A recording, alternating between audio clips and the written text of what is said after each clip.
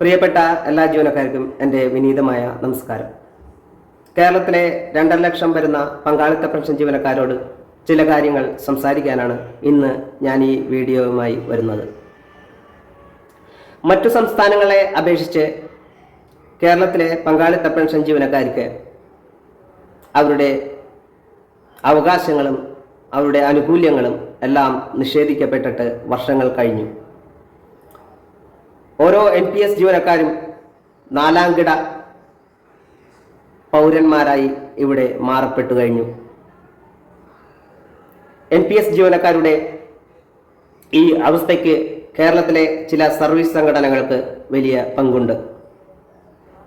ഇന്ന് സംസാരിക്കുന്ന വിഷയം പ്രമുഖ ഭരണാനുകൂല സംഘടനയും കേരളത്തിൽ മാത്രമുള്ള PFRDA വാദവും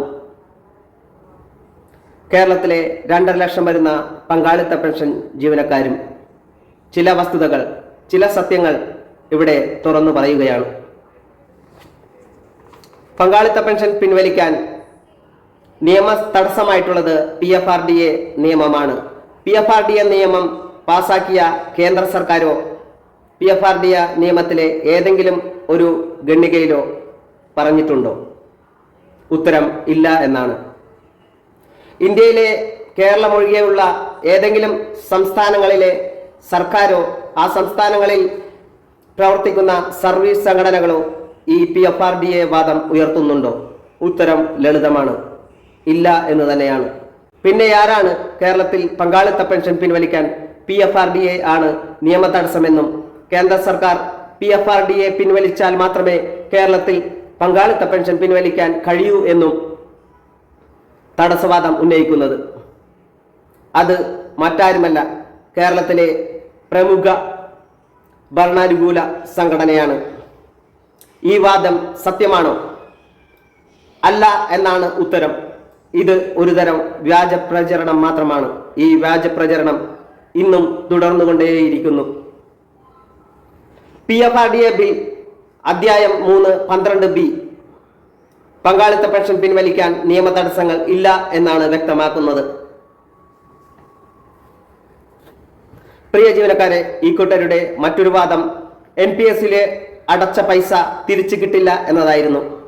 NPS-ലൂടെ അടച്ച തുക ജീവനക്കാർക്ക് തിരിച്ചു കിട്ടുവാൻ നിയമ തടസ്സങ്ങൾ യാതൊന്നും ഇല്ല എന്ന് കേരള സർക്കാർ തന്നെ നിയോഗിച്ച ജസ്റ്റിസ് സതീഷ് ചന്ദ്രബാബു സമിതി പുനഃപരിശോധന റിപ്പോർട്ടിൽ തന്നെ വ്യക്തമാക്കിയിട്ടുണ്ട്. 13ാം കേരള നിയമസഭയുടെ 7ാം സമ്മേളനത്തിൽ ശ്രീമതി KK ലതിക MLA ഉന്നയിച്ച നക്ഷത്ര ചിഹ്നമിടാത്ത 2514 നമ്പർ ചോദ്യത്തിന് 13/2/2013 തീയതിയിൽ അന്നത്തെ ധനമന്ത്രിയായിരുന്ന ബഹുമാനപ്പെട്ട KM മാണി നൽകിയ മറുപടി എന്തായിരുന്നു? ചോദ്യം ഇതായിരുന്നു: PFRDA ബില്ല് നിയമമാക്കി കഴിഞ്ഞാലും സ്വന്തമായ സേവന വേതന പെൻഷൻ പദ്ധതി ജീവനക്കാർക്ക് വേണ്ടി ആവിഷ്കരിക്കുവാൻ കേരള സർക്കാരിന് അധികാരമുണ്ടോ എന്നായിരുന്നു. PFRDA ബില്ല് പാർലമെന്റിൽ പാസ്സാകുന്നതിന് മുൻപ് കേരള നിയമസഭയിൽ ചോദിച്ച ചോദ്യത്തിന് ഉത്തരം ഇവിടെ പറയുന്നു. നിയമസഭാ ചോദ്യത്തിന് ധനമന്ത്രി നൽകിയ മറുപടി നിങ്ങൾ ശ്രദ്ധിക്കൂ.